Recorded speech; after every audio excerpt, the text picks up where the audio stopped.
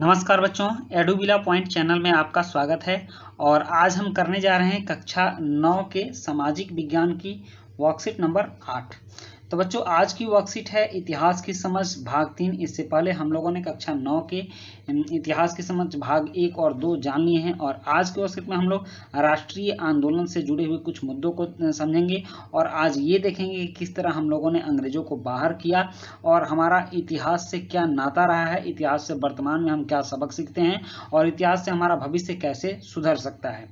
तो प्यारे बच्चों, आपके परिवार, आस पड़ोस से लेकर पूरे विश्व में जो भी घटनाएं आज हो रही हैं, उन सभी का कारण भूतकाल या इतिहास में ही छिपा है। मतलब आज जो भी कारण हो रहा है उसका आधार कहीं ना कहीं हमारे इतिहास में छिपा हुआ है और इन्हीं घटनाओं के आधार पर भविष्य रचा जाएगा। किसी भी समय होने वाली कोई भी घटना किसी न किसी पहले घटी घटना का परिणाम होती है या भविष्य की घटना का कारण बनती है। मतलब कि इतिहास से ही हमारा वर्तमान और भविष्य निश्चित होता है। यह बात हमें समझना होगा। इतिहास केवल भूतकाल को जानने के लिए ही नहीं बल्कि भविष्य को संवारने का भी माध्यम है। मतलब कि हम लोगों ने क्या ऐतिहासिक गलतियां की हैं, वो गलतियां अब नहीं होनी चाहिए। उसके बाद इतिहास से ही सबक लेकर हम वर्तमान में भी अपने आचरण करते हैं, व्यवहार करते हैं और उस तरह की नीति बनाते हैं। तो 17वीं शताब्दी में यूरोपीय व्यापारी भारत आए। 17वीं शताब्दी मतलब 1600 कुछ ईस्वी में, 1600 कुछ ईस्वी में, 1601 से 17वीं शताब्दी शुरू हो गया। तो यहाँ से भारत आए और धीरे धीरे भारत में व्याप्त राजनीतिक अस्थिरता का लाभ उठाकर राजनीतिक प्रभाव बढ़ाने लगे। उस समय भारत में छोटे छोटे राज्य थे, भारत बहुत बड़ा देश नहीं था, इसलिए वो छोटे छोटे राज्यों को जीतते पूरे भारत पर अपना आधिपत्य जमा लिए। मुगल साम्राज्य के विघटन के साथ, जब मुगल साम्राज्य मतलब कि बाबर, हुमायूं, अकबर, इन लोगों का साम्राज्य जब समाप्त हो गया, विघटन मतलब इनमें अब शक्तिशाली राजा नहीं रह गया और यह सिमट कर थोड़े से क्षेत्रों में रह गया। तो विघटन के साथ क्षेत्रीय शक्तियों जैसे मराठों, सिखों, जाटों, बंगाल और अवध के नवाबों, रुहेलों का मार्ग प्रशस्त हुआ। मतलब ये लोग धीरे धीरे उभरने लगे राजा के रूप में। जो विदेशी व्यापार करने आए थे मौका देखकर मालिक बन गए और ये छोटे छोटे राजाओं को जीतते जीतते धीरे धीरे भारत के मालिक बन गए। वर्चस्व की होड़ में अंग्रेज विजेता बनकर उभरे और 200 वर्ष से भी कम समय में अधिकांश भारत पर उनका नियंत्रण हो गया। इन विदेशी वर्चस्व को मंगल पांडे, वक्त खान, बेगम हजरत महल, रानी लक्ष्मीबाई, तात्या टोपे जैसे नायकों ने 1857 के विद्रोह द्वारा उखाड़ने का प्रयास किया, जो अंग्रेजों द्वारा बड़ी बेरहमी से कुचल दिया गया। मतलब कि अंग्रेज 200 बरस से भी कम समय में पूरे भारत पर अपना आधिपत्य जमा लिए और 1857 में अंग्रेजों के खिलाफ एक विद्रोह हुआ जिसमें कि मंगल पांडे ने उस विद्रोह को शुरू किया। वक्त खान थे, बेगम हजरत महल थी, रानी लक्ष्मीबाई थी, तात्या टोपे थे। तो इन लोगों ने 1857 में उनको उखाड़ने का प्रयास किया, किंतु अंग्रेजों द्वारा बहुत बेरहमी से इस विद्रोह को दबा दिया गया, क्योंकि उस समय अंग्रेजों के पास आधुनिक शक्तियां थी, बंदूक वगैरह थे और ये लोग तलवार से लड़ने वाले थे।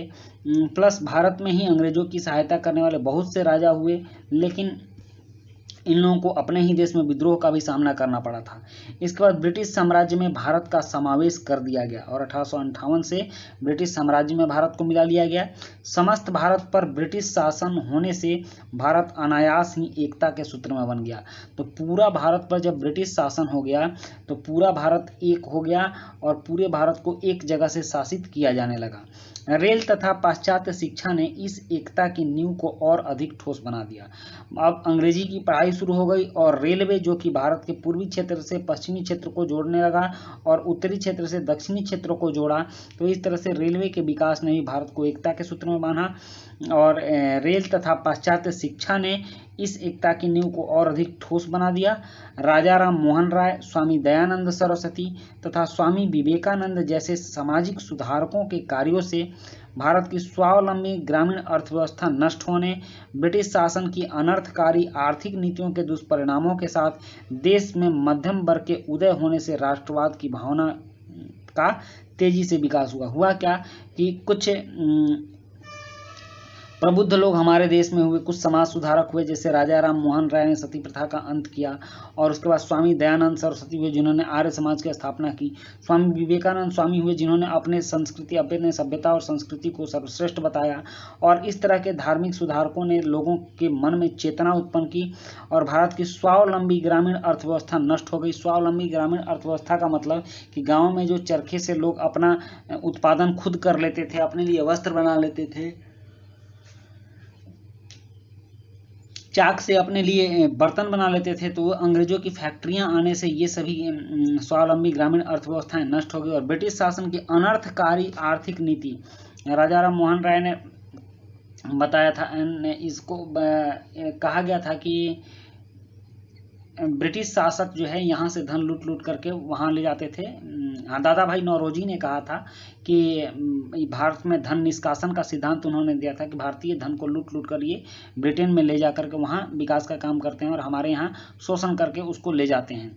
तो इसके दुष्परिणाम के साथ देश में मध्यम वर्ग का उदय हुआ, मतलब कि एक गरीब वर्ग, दूसरा उच्च वर्ग और तीसरा एक मध्यम वर्ग का हुआ, जो कि राष्ट्र भावना का तेजी से उनके अंदर विकास हुआ। मध्यम वर्ग के लोगों में उन्होंने राष्ट्रीयता को समझा, पूरे भारत को एक समझा और पूरे भारत से अंग्रेजों को उखाड़ फेंकने का कार्य किया।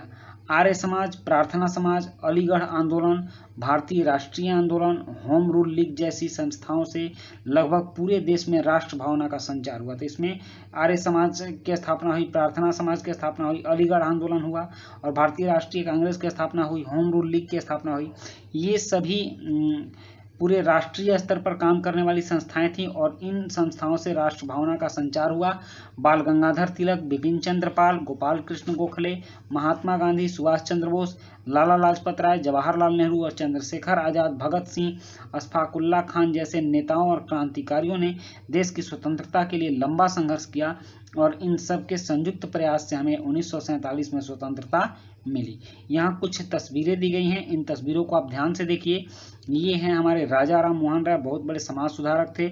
ये बाल गंगाधर तिलक और ये सुभाष चंद्र बोस हैं। इन सबको आप बढ़िया से पहचानते होंगे। तो प्यारे बच्चों, अपने देश के गौरवशाली अतीत को याद करते हुए और पिछली गलतियों से सबक लेते हुए हमें अब अपना वर्तमान बेहतर करना है और स्वर्णिम भविष्य की योजना बनानी है ना। इतिहास की यात्रा रोचक। तो चलिए अब इनमें दिए गए कुछ प्रश्नों के उत्तर करते हैं।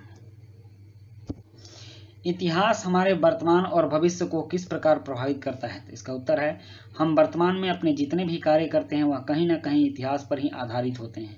इतिहास में घटी घटनाओं से सबक लेकर हम अपने वर्तमान और भविष्य दोनों को बेहतर बनाते हैं। और प्रश्न 2 है कि यूरोपीय व्यापारी भारत में अपना राजनीतिक प्रभाव जमाने में सफल क्यों हो गए? तो इसका उत्तर है, भारत में राजनीतिक एकता के अभाव के कारण यूरोपीय व्यापारी